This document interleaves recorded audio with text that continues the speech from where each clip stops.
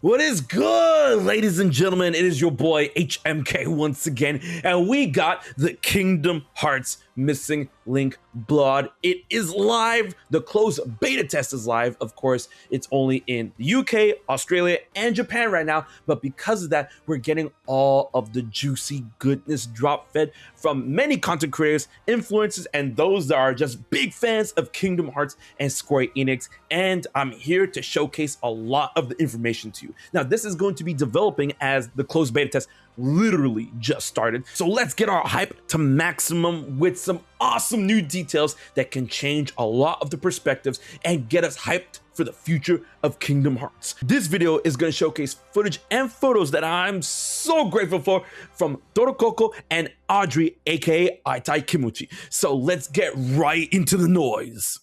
Alright, first things first, let's talk about that customization, because before we knew it was going to be pretty robust, but now seeing it in action with all of the options available, it's insane! Body type, skin tone, facial features, and of course, hairstyle, hair color, and eye color. And it goes even further beyond that. From the closed beta of Missing Link, we have a lot of offerings in terms of clothing, as well as the color specifics of the clothing. You can really make you or anyone you want in an incredibly deep way. That's crazy, but you already know, anyone rolling with me, we gotta wear red, black, and maybe gray. Next up, some of the characters that we've seen in previous trailers. This red-headed imposter that is trying to be me, his name is Remus, which, if we're going off the most well-known lore in the real world, Remus is part of the Roman mythology and the story of Remus and Romulus, the twin brothers whose legend leads to the founding of Rome, in which Romulus establishes the city after killing his brother Remus. Oh man. Alright, Roman mythology and Kingdom Hearts, more to add to the book. And the other character, the lady that I feel is connected to Ephemer through a familiar bloodline bond, has had her name to be revealed as Freya. Oh man. Let me give you a quick TLDR on Freya from Norse mythology. Freya is the goddess of love, beauty, fertility, sex, war, gold, and has the power to conjure magic for seeing into the future and sometimes influencing it. She's a member of the Vanir, who is the other important faction aside from the Aesir in Norse mythology. However, the big kicker is that it's heavily disputed between interpreters and researchers of Norse mythology that Freya and Frigga might be the same goddess, and Frigga is indeed the wife of Odin, king of the gods, and the mother of Baldur! Furthermore, let's just say that their fates don't really end well. So yeah, moving on. Apparently there is a designation known as being a drifter within that of Missing Link that designates those that appear out of nowhere once in a blue moon due to distortions that happen around Scala ad Caelum. With that being described, it's heavily insinuated that you as a character are a drifter, as well as that as Ephemer, Ventus, Lorium, Skuld, Elrena, and Brain. You get the idea.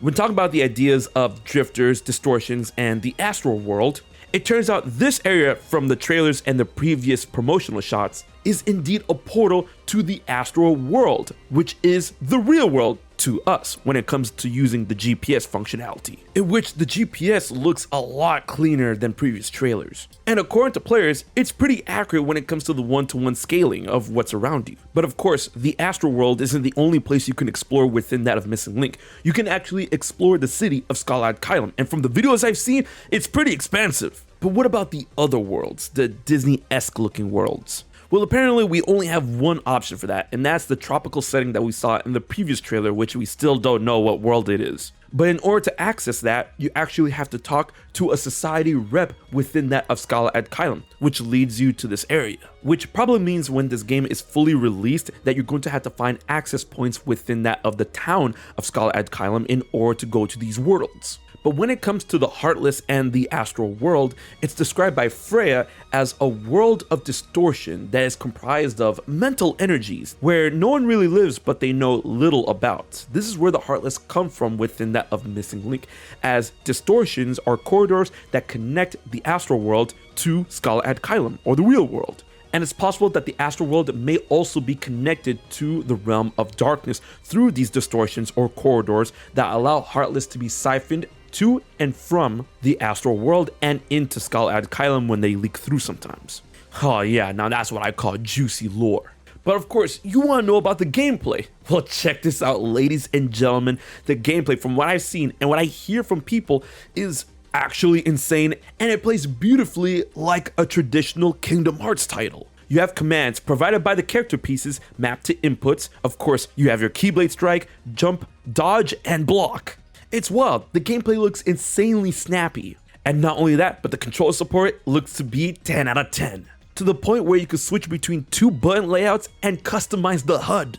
In which, despite me thinking that it's going to run off a command deck-esque control scheme like we saw in Birth by Sleep or Dream Drop Distance, the game actually runs off a shortcut system seen in Kingdom Hearts 1, 2, and 3, with the abilities provided by the character pieces mapped to your shortcuts. Remember, if you find a piece that gives you Cure, you better put it on Triangle. Now, speaking of character pieces, there are the things that you collect within that of Missing Link, very similar to that of what you collected in terms of medals in Union Cross. In which case, through the closed beta test, we have the confirmation of how microtransactions are going to work in this game, where you'll be able to earn jewels throughout playing the game through events and daily and weekly quests, as well as the option to be able to purchase them through real money. These gems can be used on a wide variety of things, including the gacha system, where you'll be rolling for character pieces off certain banners, as well as directly buying materials and investing in new clothing options. If the designs from Union Cross are anything to go off of, oh, it's gonna be a wrap for me if they bring in some wild new clothes. To wrap this up, when it comes to the raid bosses, you can raid with up to 6 people. Oh, this is gonna be great for community streams and the key keepers, as long as we're in the same faction, right? But on a lesser note, it seems that this game is going to tap into the battery life of your phone, in which the power consumption has been described to be pretty quick. Hopefully that'll be optimized by the time of the actual release of the game. And that's what we got for today's video, but remember, this is going to be a developing story because the beta has just started. Once again, big thanks to Toro Coco and Audrey from Aitai Kimochi. I'm going to leave their links in the description box below so you can check out all the updates and streams from their end. And you know, once I have the game in my hands, it's going to be a wild ride, both here on YouTube and on Twitch. So be sure to follow me there and Twitter as well. Until the next video, this has been HMK, and I'll check you guys later. So you haven't subscribed to HMK yet? Don't piss Xemnas off.